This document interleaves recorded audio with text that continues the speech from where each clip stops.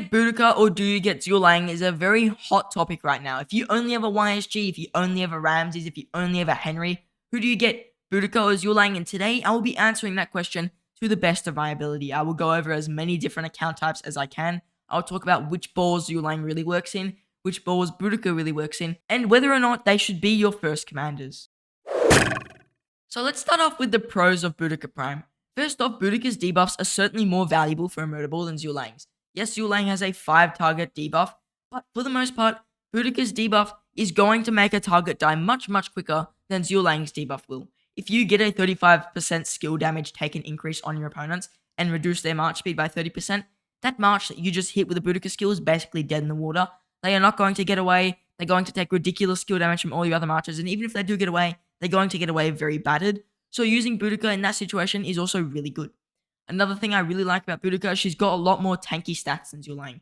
Zhuge Liang may have health, but Boudica has some march speed, which is very good for the field. She has a lot of defense, which is also really good. And she's got guaranteed skill damage taken reduction as well, which is amazing if you're running her with a more fragile commander. She also does have a chance to increase her normal attack on top of all of that, which is also amazing. I also know that Boudica's chance to dispel control effects is much higher than Zhuge Liang's, but the one thing to note with Zhuge Liang is his chance to dispel control effects doesn't have to go with an expertise. You can unlock Zhuge Liang and instantly have that chance to dispel control effects, so that's another thing you should keep in mind.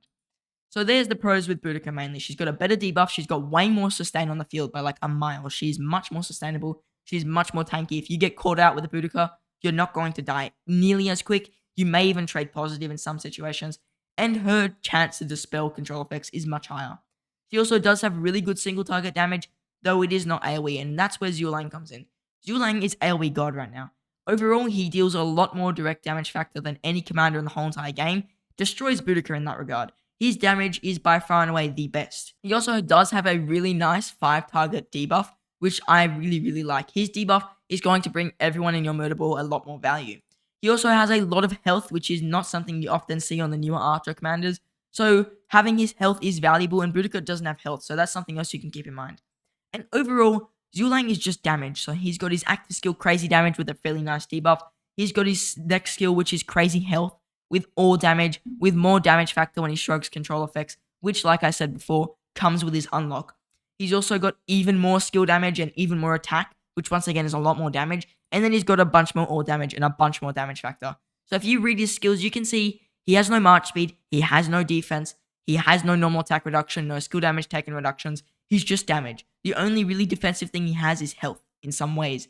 So using Zhuge Liang, you have to be sure that A, you're either going to be able to really sustain him behind a tanky commander, or B, you are going to be able to use him very effectively in some specific way. For example, if you literally only city pop, which I know isn't a strategy, but if you do for some reason only city pop and that's your main thing, then you'd probably want a Zhuge Liang, if we're being realistic. If you city pop for most of a KVK, Zhuge Liang is going to benefit you a lot more than Boudica will, because his AoE and even if you get his expertise, his double AoE basically, is going to melt everyone. Now, for which commanders would you consider a Boudica over a Zhuge Liang? If you have any of these commanders, in my opinion, you basically instantly just go straight for Boudica because they just work way better with her. Now, here are the commanders: Cyrus, El Cid, Artemisia, even some ways Edward of Woodstock I prefer with Boudica, Thutmose, and Amanatore. Any of those commanders, you go for Boudica, they're going to work better with Boudica, and they're going to synergize way better with her than they will with Zhuge Liang.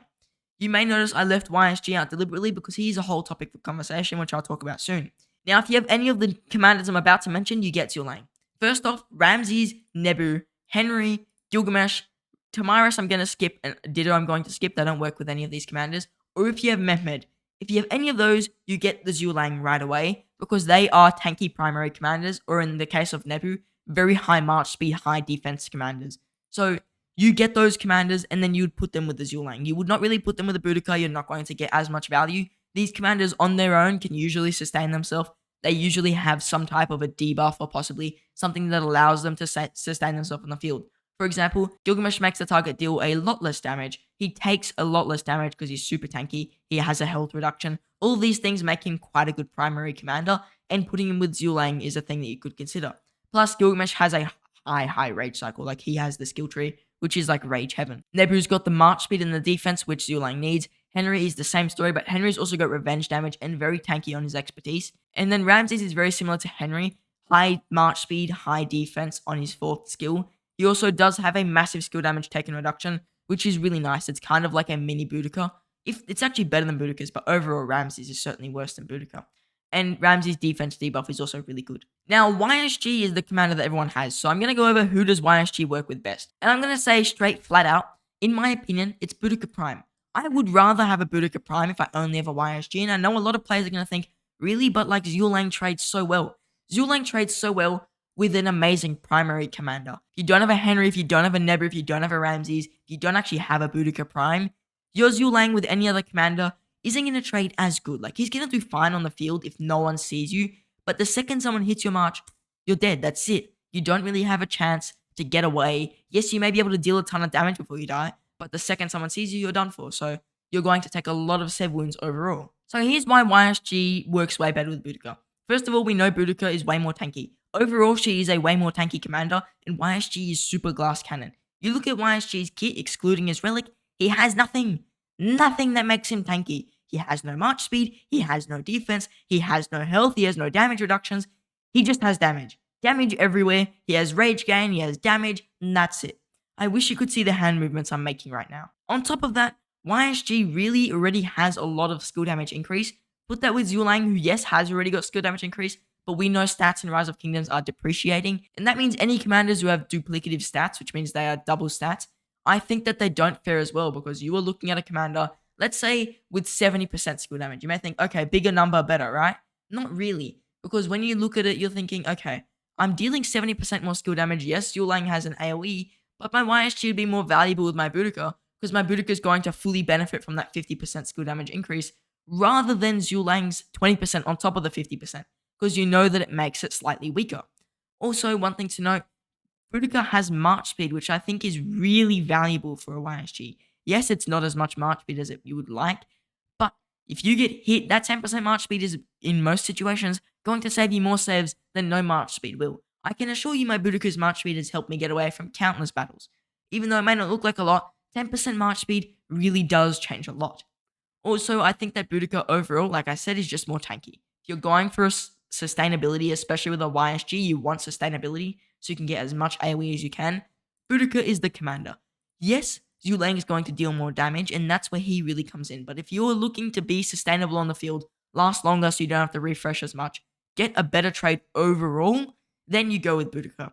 If you only want to city pop and you only have YSG, then you get Zhuge Liang. You city pop the shit out of everyone that walks in your way, you're blowing their heads open with arrows, and there you go. That's the best way to use Zhuge Liang. If you know you're not going to get hit, for example, possibly in a Ruins or Altar fight, then YSG Zhuge Liang actually works quite well, because you're probably running yourself into the ground anyways. You may as well just deal a crapload of AoE before you die. Also, another thing to note, sometimes doing the double AoE can work, so if no one sees your YSG Zhuge Liang, you're going to trade mental. Like, your trades are going to be mental, they're going to be so good, but the second someone sees it, that march is just dead. That's the thing, it's dead in the water. But if you are running the YSG with the Boudica, you have that chance to either sustain yourself enough for someone to come and protect you, or you have the chance to get away. That's the thing I really like about using Boudica with YSG. Now, there are some other situations where you get Zhuge Liang over Boudica, and this is where I think running under 4 marches, if you're only using 1 archer march, you get Zhuge Liang over Boudica, and you may be thinking, that's strange, why would I do that? Boudica's debuffs are better.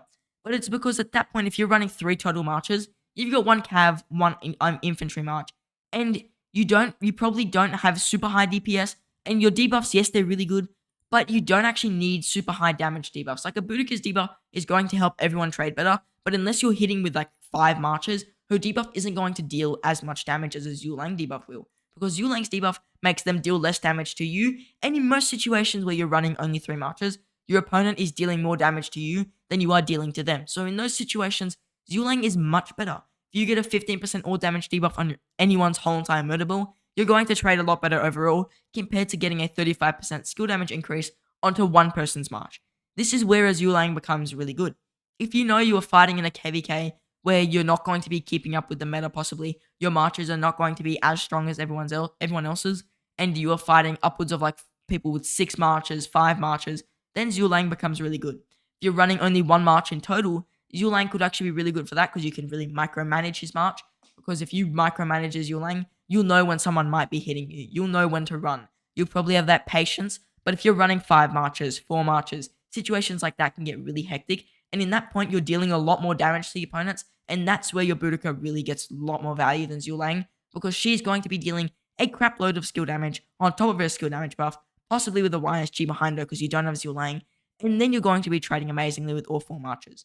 Zhuge Liang will still work for 4 marches, but Boudica overall is going to boost you more. I also feel it very important to note, if you're running 2 Archer Marches, you get Zhuge Liang and Boudica both. There is no exception to this. If you're running 2 Archer Marches, regardless of what commanders you have right now, if you only have 1 march, you're making a second one, Zhuge Liang or Boudica must be in that march, depending on which commander you don't have.